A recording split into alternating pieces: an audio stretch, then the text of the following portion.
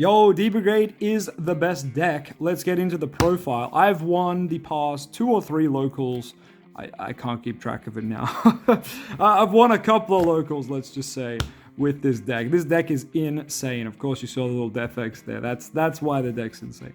But let's get into the card by card. Of course, we're starting off with the 16 copies of Commandramon. We've got the good one. We've got the thick one. Okay, we're missing one of the thick ones. We're going to have to go and find him. There he is. He was chilling with the blocker one. But yeah, we've got the thick one, we've got the blocker one, and we've got the 2-drop. Now, these are the ones you want to hard play, the 2-drop and the 3-drop. The 4-drops you want to put on the stack a lot of the time, but sometimes you want to put this one on the stack. Obviously, this one you always want to hard play, but sometimes you got to stack him as well. It's just how it be. It's a rookie rush deck, right? There's always going to be heaps of rookies, and your option is just which one is going on the stack. So yeah, if you're going first and you open these two, well, it's quite simple. This one on the stack, this one on the field. If you ever open the 2-drop with any of them, it makes sense, right? You put the bigger one onto the egg place, and you put the 2-drop on the field, because you don't want to give your opponent any of that fat memory. This is the ideal opener, in my opinion. Put this one here, put this one here, pass. But I'd have to say I have a new favorite opener, and it's this. Kazu is nuts. Putting a Commandramon here, putting Kazu down going first, my favorite opening turn. You get so much cycle out of this card. You always have a Tamer up for Grumble for game, and it's just insane. It's just insane. The amount of like cards and mana and everything you get off this card, just crazy, crazy good card. We'll get into that obviously very soon. A card that works very well with Kazu as well, and the whole engine is, of course, Hagurumon. I'd put him in as an honorary D-Brigade member. Obviously, he's not a D-Brigade, but being able to just slap him down and pitch any of these cards here and draw 2, plus the rest of the line, Doctormon and Sealsdramon, super good, super good. But yeah, let's talk about the next rookies coming up. We've got the Chinkurimon. This guy sucks.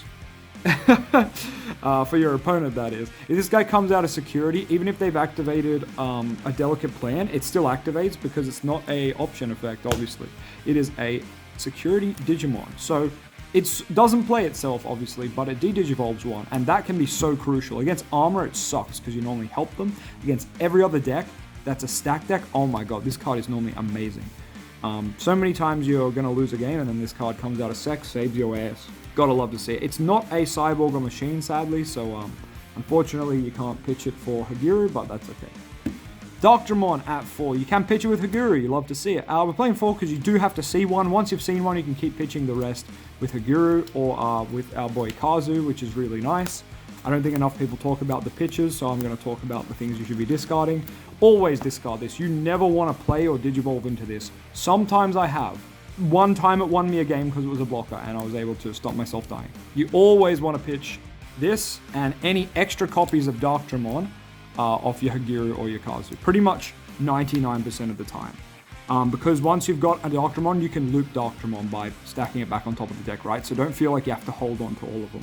Alright, the techs. We've got 2 Nani. This is a flex spot, like you could play anything else if you wanted. Sometimes this just comes out of sec and gives you game like in a stupid way, or your opponent feels pressured by it and they have to out it, which is really funny. And ironically, yeah, you can drop the Nanimon for 3 if you have to. Its biggest downfall is it's not a rookie, so you do have games where you just don't draw a rookie and it's like, how? We're playing like 5 million. The last 2 level 4s are 2 Grumblemon. Of course, there's Sealsdramon as well, but he sucks. We don't talk about that. Grumblemon is your other Doctormon for game. If you have both of these and you have Kazu Izzy up, there's a fat chance you can just kill them. So it's super good. Super good to have 2 like extra swings on top of what's on board. And then our big game changer that makes this deck actually meta relevant is the Death X. Obviously, Death X is cracked in any deck. It's super good. But it's really niche in this deck because you can go into Doctormon for 3 and Digivolve into this for a nice 6. I know that's still 9, but sometimes they'll have a really nice board to Death X, but they just don't have enough cards on field, or you don't have the memory to do it. Like they might be choking you or something like that. If you've got at least 3, I mean, normally you'd be able to play Death X anyway. Another outcome is you've used this a turn before and it has survived, and your opponent hasn't outed it because there's no real reason to out this, like it's just an 11k. So sometimes it's just been sitting on my board, but my opponent's put up like a perfect board of blockers and shit, and I've just Digivolved for 6 on this. Just been like, yeah, see you, buddy. So yeah, whichever's cheaper, either your hard play or you put it on your Doctremon and you have a good time. But yeah, this card you could definitely play at 3 or 4 even. I just play 2 because that's all I have. Alright, we got this epic new tamer, your boy Kazu. This is like the best thing the deck could get. It gives us something to play turn 1 that isn't going to be outed. Like if you play a 2-drop Commandramon or a 3-drop Commandramon, there's a chance they can out it. I mean, they probably won't, but it's just nice to have a card that gives us memory and gives us cyclage into the deck, and also is like a really good Grumble just Digivolve on here. Because he always gets you 1 memory, more or less, like the turns where you don't get memory off it sucks, but you just have to have a Cyborg or Machine in play, which you will. If you have one here, you raise it up, you'll always have one. On the off turn, you'll have to have something that survives to get it, which doesn't always happen, but 90% of the time I feel like it does.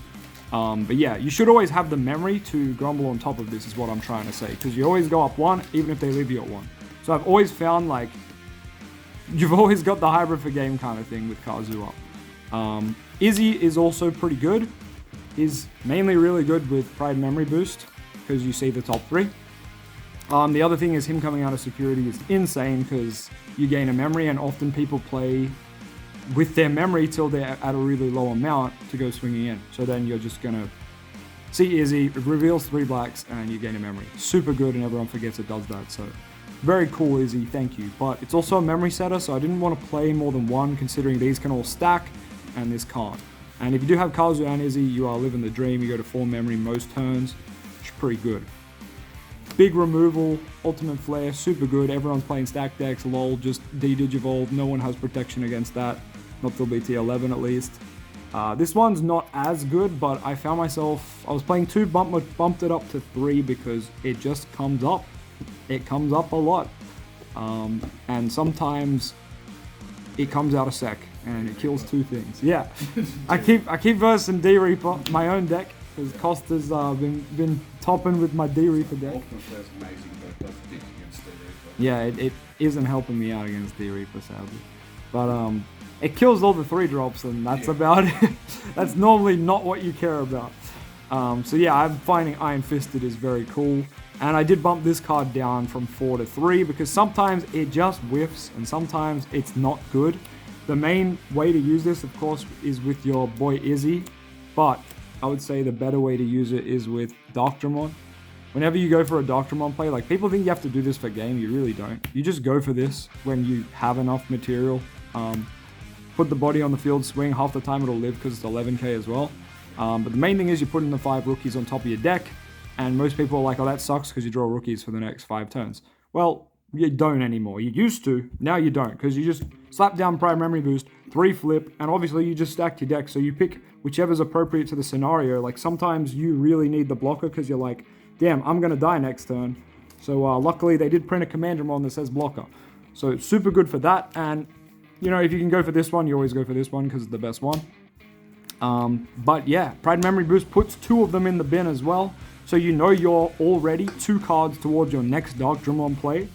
And next turn you can bust this, go up 2, which means if you do have a Doctremon, you're going to have 3 memory. So if you've got the bin requirements, you're good for a like hybrid for game and whatnot. The other thing I like about that play as well is after you do the Doctremon, obviously your bin has no D-Brigades in it. And Pride Memory Boost helps get the ball. Like if you're doing it early, like it gets the ball rolling on your next Doctremon. Oh yeah, it's super good. It's super good. The synergy between these 2 cards is crazy. The fact that the deck that this card's made for, it's nowhere near as good as it is in D-Brigade. This is a Skull Nightmon card, at least by the artwork and like the player 4-drop without paying cost. Like they're all 4-drops, and yet it's just better in this deck. Like we stack our deck in this deck, and the only other card that could stack in black is Izzy. And like while Izzy's great, I don't like playing more than 1 memory setter unless they're like god tier, like Davis level or Mimi level. So for me, Izzy has always sucked. So I'm just like, goodbye. Kazu is my new Lord and Savior. And I do really like this card. When you have like 2 up as well, you're cycling that deck so quick. You get the D-Brigades in the bin real quick. And the Doctremon play just comes online so fast now. It's crazy. And yeah, as you said, you've got the cards to go back into the next one as well.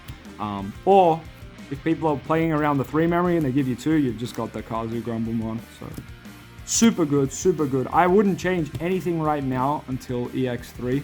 But that is the deck list, so let me know what you think down in the comments, what you would play, what techs you would play instead of like Nanimon and some of my random ass shit. And yeah, let me know. Latest.